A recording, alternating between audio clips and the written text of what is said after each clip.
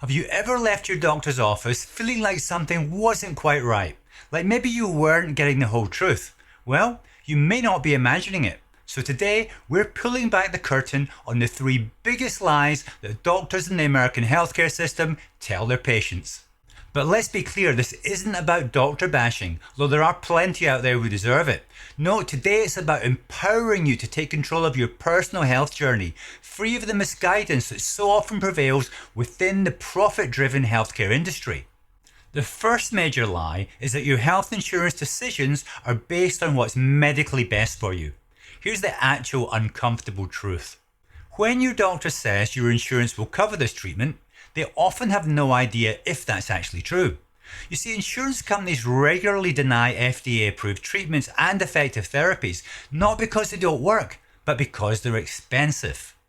No surprise then that a common complaint among doctors is that the only time they ever get a 10-minute phone call with insurance is if they get put on hold and disconnected. And that appeals are typically a multi-stage battle, with any success quite literally a lottery.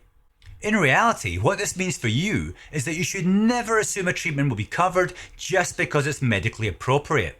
Always verify coverage directly with your insurance company, get pre-authorizations in writing, and be prepared to appeal denials because ultimately your health may depend on it.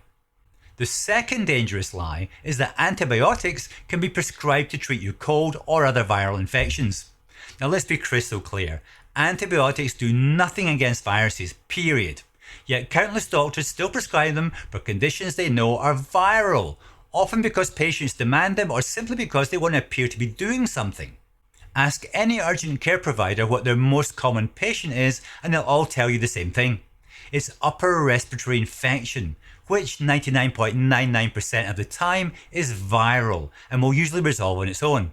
And this only serves to highlight an even more serious aspect of this highly negligent prescribing issue.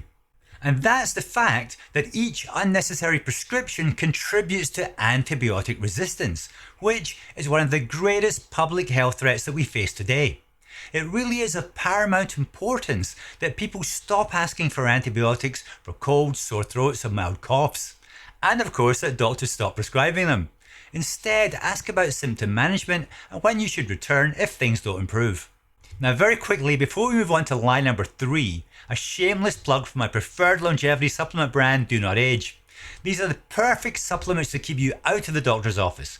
Pure, lab-tested, filler-free products that slow the aging process and help keep you in tip-top condition. And you can make some great savings using my exclusive 10% discount code, which will work for all products, including subscriptions and special offers. Now, back to those lies.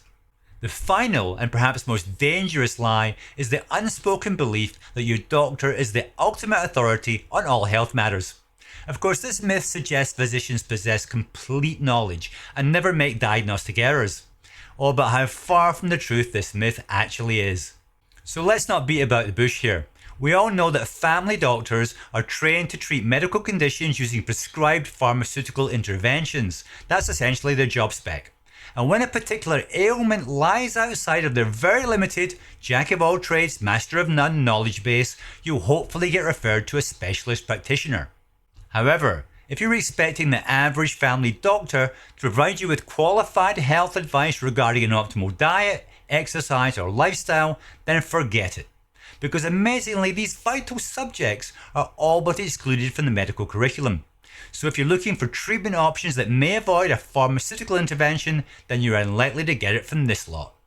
Bottom line, in my experience, when you come across a conscientious doctor, one who independently seeks out the latest research and knowledge surrounding the maintenance of human health, and where pharmaceuticals are used as a last resort, then stick with that person. Because individuals of this caliber in healthcare are unfortunately few and far between.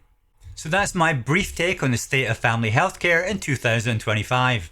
However, I'd very much like to hear your views on the subject. Do you agree, disagree? And in particular, if you've had to endure any nightmare scenarios as a result of medical incompetence, or have encountered a particularly wonderful doctor that breaks the mold, then again, please share.